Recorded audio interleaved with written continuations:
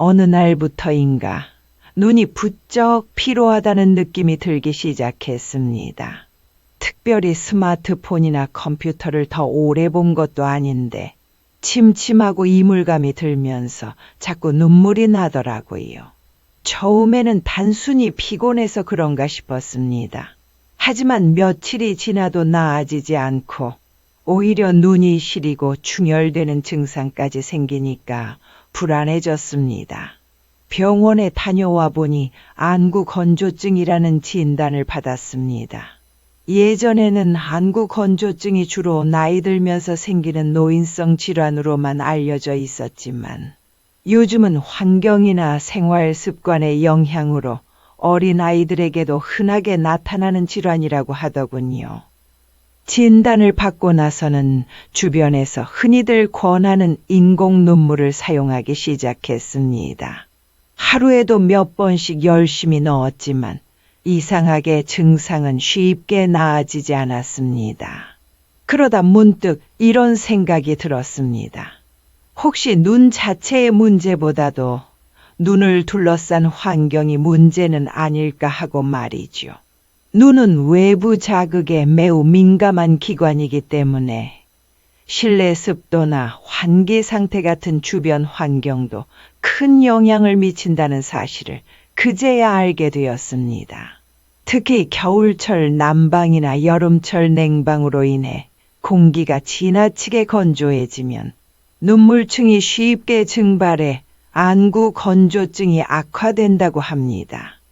그날 이후로는 실내 습도를 일정하게 유지하려 노력했습니다.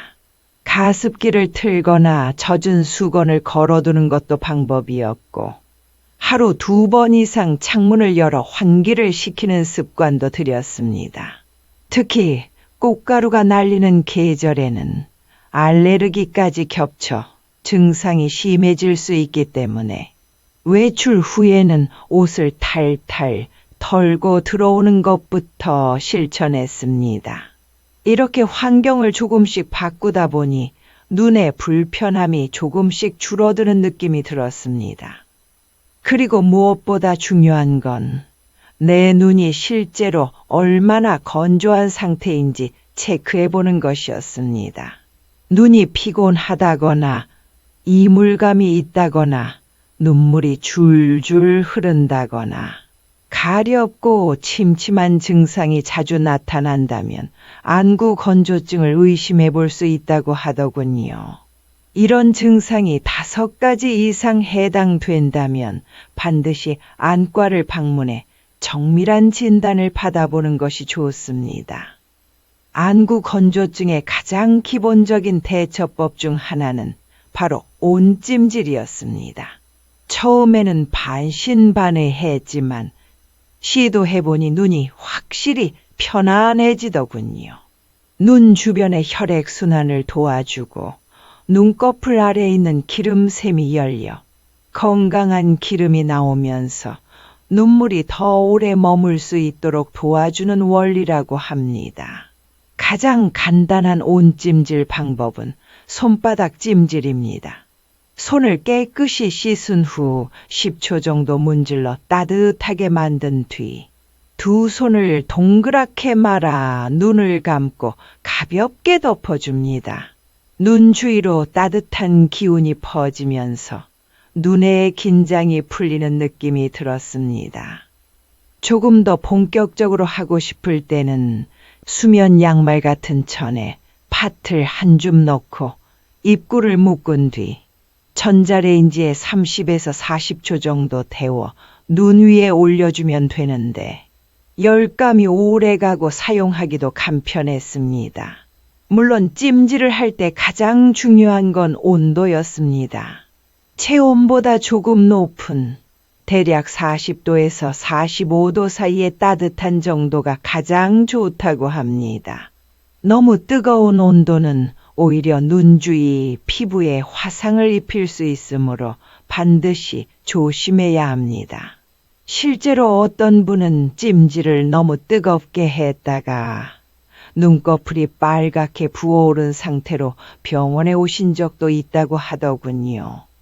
온찜질만큼 중요한 또 하나의 관리법은 눈꺼풀 청소였습니다. 처음엔 이 말이 생소하게 들릴 수도 있지만 눈꺼풀 아래에 있는 마이봄선이라는 기름샘이 잘 작동하지 않으면 눈물의 질이 나빠지고 눈 표면에 나쁜 기름이 끼면서 안구 건조증이 더 심해질 수 있습니다. 그래서 온찜질로 기름샘을 부드럽게 해준 다음 면봉이나 거즈에 베이비 샴푸 또는 눈 전용 세정제를 묻혀 속눈썹 아래를 살살 닦아주는 것이 도움이 된다고 합니다.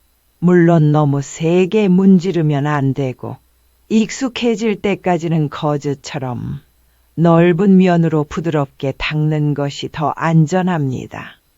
주의할 점은 기름이 안 나오게 막는 것이 결코 좋은 방법이 아니라는 사실입니다. 많은 분들이 기름이 불쾌하다고 느끼셔서 기름샘을 짜거나 닦아내려고 하는데 사실 눈물 속 기름은 눈물이 쉽게 증발하지 않도록 보호해주는 중요한 역할을 합니다. 따라서 기름은 꼭 있어야 하며 중요한 것은 그 기름의 질을 좋게 유지하는 것입니다. 이후로 인공 눈물도 좀 더 신중하게 선택하게 되었습니다. 인공 눈물에는 방부제가 들어간 제품과 들어있지 않은 제품이 있는데 사용 빈도가 적다면 방부제가 들어있는 제품도 괜찮지만 하루에 여러 번 사용하는 분이라면 일회용, 방부제 없는 인공 눈물을 사용하는 것이 훨씬 안전하다고 합니다. 하지만 여기서 또 하나 주의할 점이 있습니다. 일회용 인공 눈물은 뚜껑을 여는 순간 외부 공기와 접촉하게 되기 때문에 재사용을 하게 되면 세균에 오염될 가능성이 높아진다는 것입니다. 실제로 많은 분들이 아깝다는 이유로 점심, 저녁까지 나눠 쓰는 경우가 있는데 이는 감염 위험을 높이는 잘못된 습관이라고 합니다. 반드시 한 번 사용 후 폐기해야 한다는 것이 원칙입니다.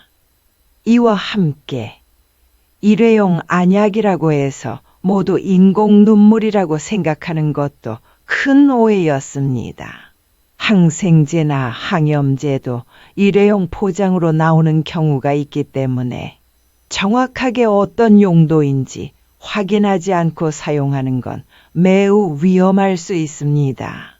실제로 어떤 분은 인공 눈물인 줄 알고 사용했던 약이 사실은 항생제였고 장기간 사용하면서 오히려 눈 건강에 해를 입었다는 사례도 있다고 들었습니다.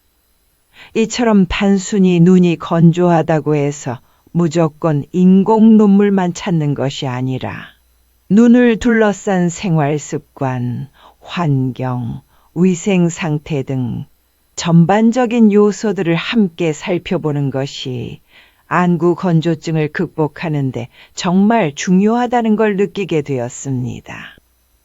안구 건조증을 조금씩 관리하면서 눈이 한결 편안해지는 걸 느끼게 되니까 이제는 인공 눈물이나 온찜질 같은 외부적인 관리뿐 아니라 렌즈와 약물 사용에 대한 정보도 더 꼼꼼히 확인하게 되었습니다.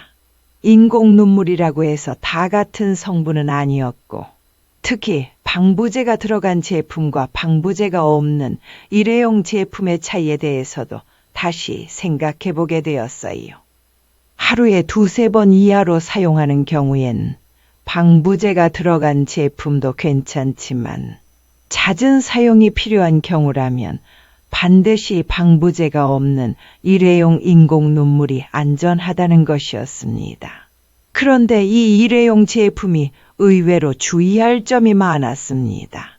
뚜껑을 열자마자 외부 공기에 노출되기 때문에 한 번 사용 후 바로 버리는 것이 원칙인데 많은 분들이 아깝다는 이유로 나눠서 사용하시는 경우가 많더라고요.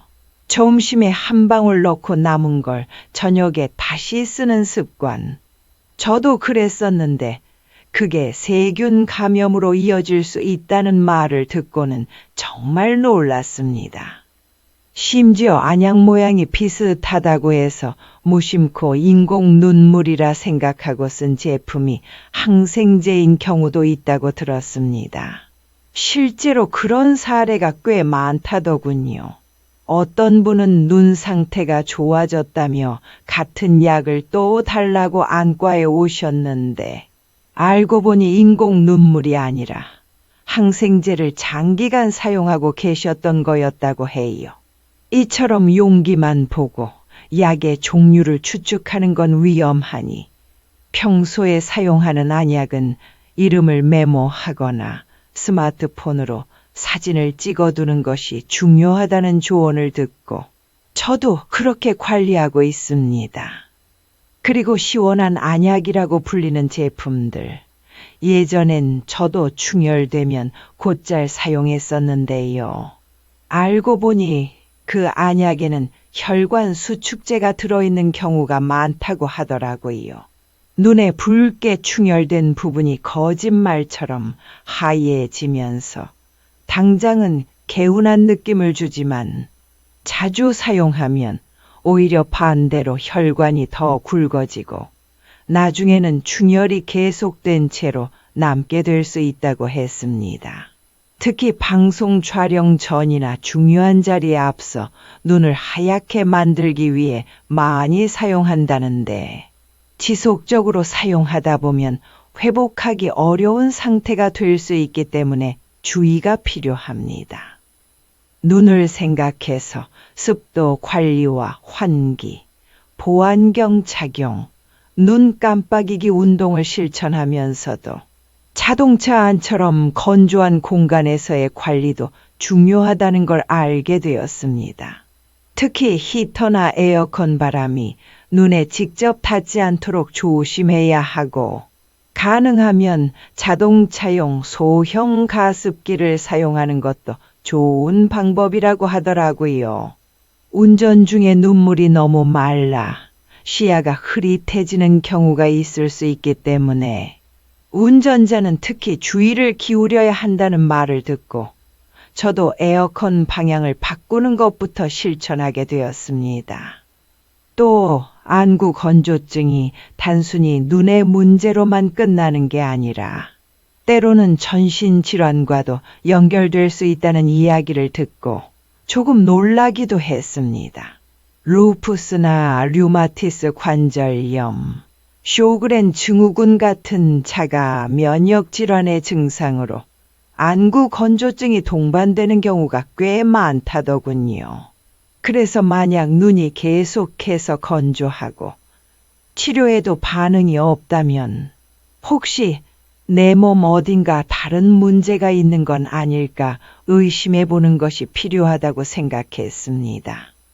그리고 눈꺼풀 처짐 역시 눈의 깜빡임에 영향을 주어 안구 건조증을 악화시킬 수 있다는 말이 인상 깊었습니다. 위쪽 눈꺼풀이 처지면 이마 근육을 사용해서 눈을 뜨게 되는데 그렇게 되면 눈을 제대로 깜빡이지 못해서 눈물층이 마를 수 있다는 겁니다. 이럴 경우에는 단순히 미용 목적이 아니라 기능적인 이유로도 쌍꺼풀 수술이나 눈꺼풀 교정술을 받는 것이 도움이 될 수 있다는 얘기를 듣고 그동안 미뤄왔던 눈꺼풀 처짐 문제를 다시 한번 생각하게 되었습니다. 또 결막, 즉 흰자 부분도 나이가 들면 늘어나면서 눈물층의 안정성을 해칠 수 있다고 하더군요. 결막이 눈 표면을 덮는 방식이 바뀌거나 느슨해지면 눈물이 고르게 퍼지지 않고 한쪽으로 몰리게 되는데 이것이 눈시림이나 흐릿한 시야의 원인이 될 수도 있다더라고요. 이런 경우는 결막 이완증이라고 부르며 상태가 심하다면 치료가 필요하다고 했습니다. 한편 눈꺼풀이 저도 모르게 떨리는 증상이 반복되는 것도 안구 건조증을 더 심하게 만들 수 있다고 합니다. 흔히 마그네슘 부족 때문이라고 생각하지만 실제로는 그런 경우는 1%도 안 된다고 해요. 특히 눈 주위 근육이 의지와 관계없이 반복적으로 수축되는 안검경련이라는 질환은 눈이 마르기 전에 깜빡여버리거나 눈을 자주 세게 감으면서 눈물 안정성을 무너뜨릴 수 있어 주의해야 한다고 했습니다. 진단이 어려운 경우도 있지만 증상이 반복되거나 심할 땐 보톡스 치료가 도움이 될 수 있다는 말을 듣고 혹시라도 눈 떨림이 자주 반복된다면 간과하지 말아야겠다는 생각이 들었습니다. 실제로 안구 건조증이 심해지면 단순히 눈이 불편한 수준을 넘어서 삶의 질 자체가 떨어질 수 있다고 합니다. 어떤 분들은 우울감을 겪기도 하고 심하면 외출 자체가 두려워진다고 하시더라고요. 하지만 요즘은 치료 방법이 다양하게 개발되어 있기 때문에 포기하지 말고 병원을 찾아가 전문적인 상담과 치료를 받아보는 것이 중요하다는 걸 실감하게 되었습니다. 저는 이렇게 다양한 정보를 알게 된 이후부터 눈을 단순한 기관이 아니라 몸과 마음 모두와 연결된 중요한 창구로 인식하게 되었습니다. 눈이 편안해야 일상도 편해지고 집중력도 올라가고 무엇보다 스트레스가 줄어들더라고요. 조금 귀찮더라도 습관을 바꾸고 꾸준히 관리해주면 그 효과는 확실히 돌아온다는 걸 몸으로 느끼고 있습니다. 이렇게 다양한 방법들을 직접 실천해 보면서 느낀 건 눈 건강이라는 건 결코 대단하고 복잡한 치료를 통해서만 이루어지는 게 아니라는 점이었습니다. 오히려 매일 반복하는 아주 작은 습관들이 쌓이고 그 습관이 꾸준히 이어질 때 눈이 편안해지고 삶도 함께 안정된다는 걸 체감하게 되었죠. 처음에는 단순히 눈이 침침하고 피곤하다는 증상 하나로 시작했지만 시간이 지날수록 눈이 보내는 신호 속에 얼마나 많은 건강 정보가 담겨 있는지 알게 되었고 그만큼 더 예민하고 정성스럽게 관리해줘야 한다는 것도 깨달았습니다. 단순히 인공 눈물만으로 해결되지 않던 불편함이 온 찜질, 눈꺼풀 청소, 습도 조절, 렌즈 사용법 개선, 눈 깜빡임 운동, 식습관과 생활 환경까지 포괄해서 실천하게 되니까 조금씩 나아졌고 이제는 매일 아침 눈을 떴을 때 느껴지는 편안함에 감사하게 되었습니다. 그리고 저는 건강기능식품, 흔히 말하는 눈 영양제에도 관심이 많았던 사람이었습니다. 루테인, 비타민 A, 오메가3 아스타잔틴처럼 눈에 좋다고 알려진 성분들을 챙겨 먹으려고 노력했었는데요. 의외로 이런 영양제들도 효과에 대해선 학계에서 의견이 분분하다는 사실을 알게 되었습니다. 루테인의 경우 체내 합성이 안 되기 때문에 외부 섭취가 필요한 건 맞지만 식단으로 충분히 보충하려면 시금치처럼 녹황색 채소를 상당량 먹어야 하고 그것이 어렵기 때문에 보충제를 선택하는 것이지요. 하지만 섭취했다고 해서 반드시 황반 변성을 예방할 수 있다는 과학적 증거는 아직 부족하다고 하더라고요.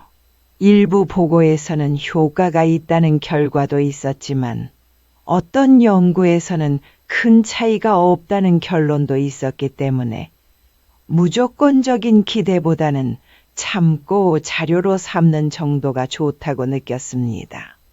그렇다고 영양제를 전부 부정하는 건 아닙니다.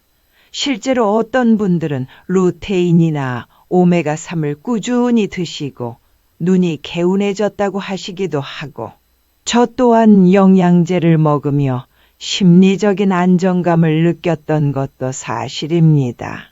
다만 중요한 건 영양제에만 의존하지 않고 생활 속 실천이 병행되어야 효과가 극대화된다는 점이었습니다. 눈물층을 안정시키는 것만큼 확실한 방법도 없다는 걸 직접 겪어보니 눈물의 양뿐만 아니라 질까지 관리해주는 습관이 정말 중요하다고 생각하게 되었습니다.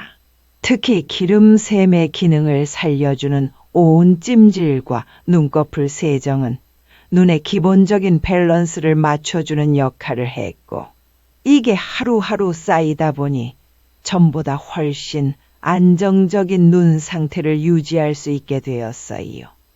그리고 백내장이나 노안, 비문증처럼 나이가 들수록 자연스럽게 찾아오는 눈의 변화들에 대해서도 너무 두려워하거나 무시하지 않고 정확하게 구분해서 대처하는 자세가 필요하다는 것도 느꼈습니다.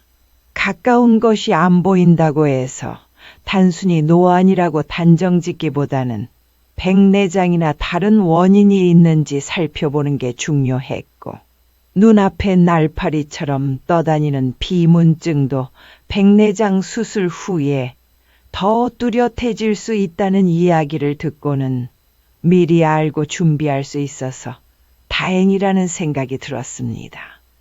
요즘처럼 디지털 기기를 많이 사용하는 시대엔 누구나 눈의 피로를 안고 살아가고 있다고 해도 과언이 아닙니다.